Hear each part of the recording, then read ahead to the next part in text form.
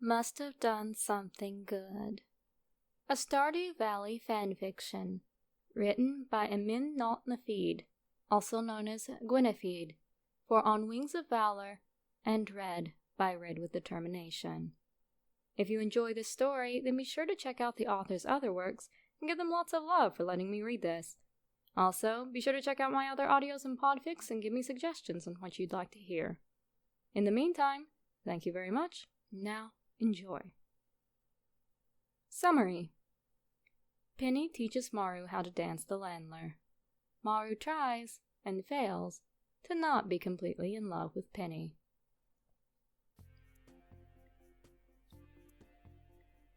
It was a warm summer's day when Penny first heard the music. The sun was hot, the grass was sweet, and Penny could smell the ripening of the wheat from the farm down the dirt track. It was an average midsummer day. Penny had the morning off, and Maru had no projects to work on, so they sat together on their favorite bench, chatting and relaxing in the heat.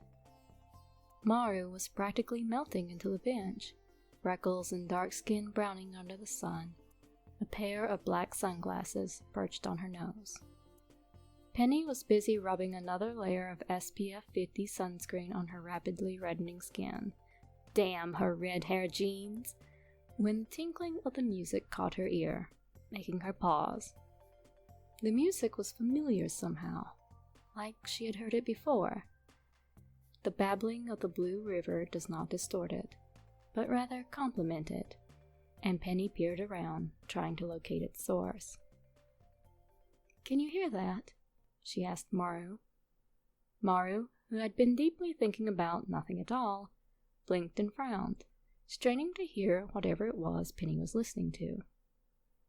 "I think I can," she said slowly. "Music. I wonder where it's coming from." It wasn't that Stardew Valley lacked music. Rather, it was unusual to hear it in this part of town. Go near Sam's house and it wouldn't be unusual to hear some kind of rock-metal combo, while in the saloon it tended to be country. Out in the farmland, the new farmer would hum traditional hymns, while in Maru's own house, Sebastian's death metal habit was often augmented by her mom's pointed shouting. But it was mid-morning, and the tavern behind them was shut and silent, and all other normal sources of noises were too far away. Maru peered around, looking for the music source, thinking. "The window," Penny interrupted, pointing over the house behind them. "George and Evelyn's house. I didn't think they were much for music." Maru looked at the blue house. The front window was open, and Penny was right. The soft music looked to be coming from there. She tipped her head, focusing on the soft string music, trying to parse it. It was not Evelyn's usual fare, and George preferred to listen to the news on the radio, if he ever turned it on at all. "Maybe George fell asleep in front of the TV again," Maru mused. "I recognize the song." "It's Sound of Music!" Penny's smile became affectionate, and slightly embarrassed. "Do you remember watching it with me?" Maru remembers watching it, falling asleep halfway through, then waking up 2 hours later to find the film at the exact same place it was when she fell asleep, because Penny had watched it through and rewound it to watch it a second time. She doesn't mention it, only smiles warmly, feeling the soft curl of affection at Penny's clear love of the film. "Your favorite. I remember." Maru shifted on the bench. "This is the part where they dance at the party, right?" Penny's smile widened, and she used her toe to trace patterns in the dirt. "That's right.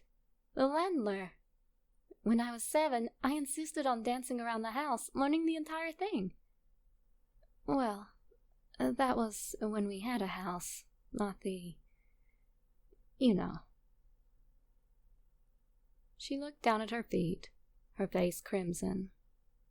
Maru shifted a little, feeling more than a little uncomfortable, and wanting to do literally anything to distract Penny from her financial situation. Teach me, Maru blurted out before she could think too hard on it. Teach me how to dance. That. The landler? Penny looked at Maru, her face blotchy but hopeful. You want to dance? Yeah. Maru decided to conveniently forget that she had 2 left feet for the moment. I want to dance with you. Are you sure? This one is a little old-timey. Sure, but I mean, it can't be that hard. I can do Captain Von Trapp. All he does is step and clap a bit.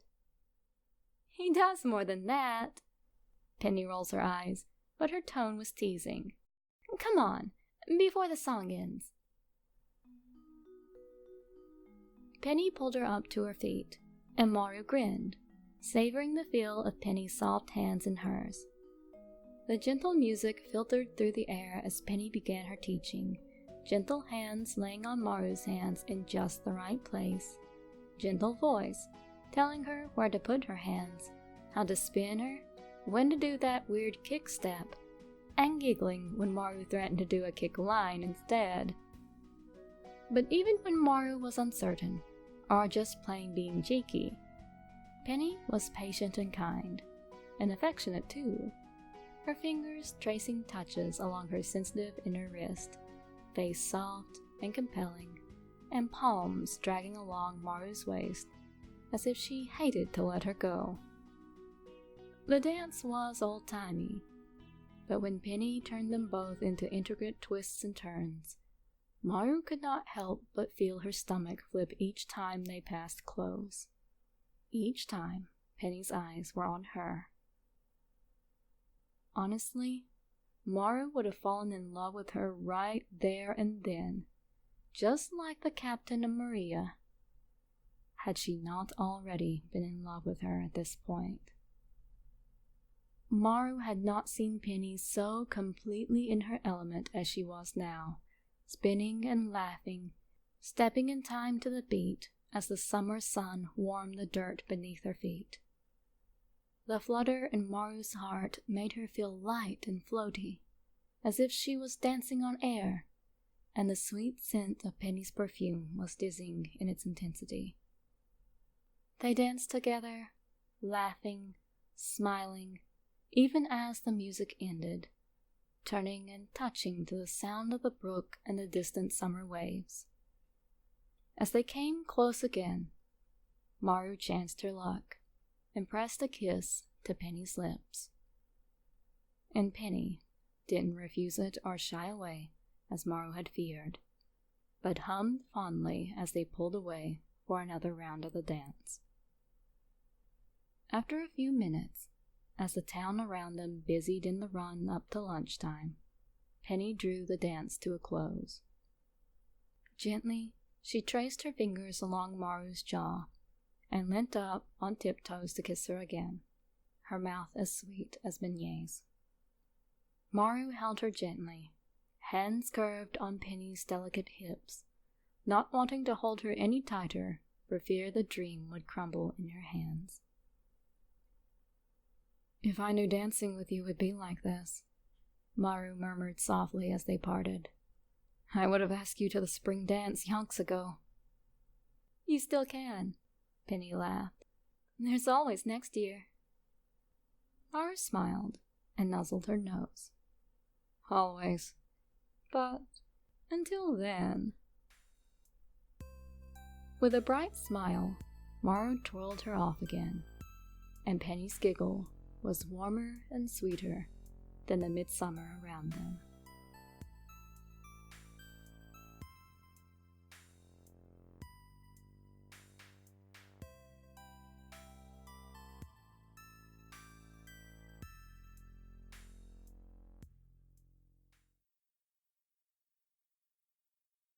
Sure, but I mean, it can't be that hard. I can do Crafton,